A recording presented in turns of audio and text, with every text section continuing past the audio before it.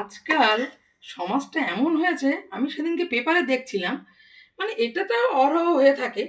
তা সম্পত্তি, ধনসম্পত্তি এমনই জিনিস যে মা বাবাকেও খুন করতে ছাড়ে না। সত্যি এগুলো দেখলেও গায়ে শিগড়ে ওঠে যে এই ধরনের হ্যাঁ, সমাজ তো তৈরি এই হয়েছে। চলছে এখন। হ্যাঁ, তা যাক, মানে একদম ঠিক না এগুলো। যে মা বাবা এত কষ্ট করে মানুষ করে, তাকে এইভাবে ধন সম্পত্তির জন্যে এইভাবে তাকে মরতে হয়। অনেক এখন অহরহ শোনা যায়। তা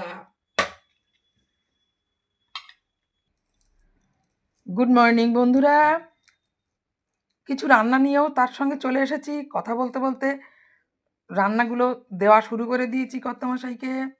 দেখো, শিম আলু বেগুন দিয়ে একটু ভেজে নিয়েছি। শিম আলু বেগুন দিয়ে ভেজে নিয়েছি।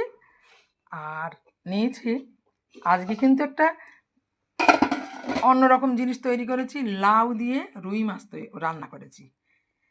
তোমরা হয়তো দেখে শুনে ভাববে যে লাউ দিয়ে কেমন লাগবে। এটা খারাপ এক্সপেরিমেন্ট লাগে না। মানে এক্সপেরিমেন্ট এগুলো কি ঘুরিয়ে ফিরিয়ে রান্না।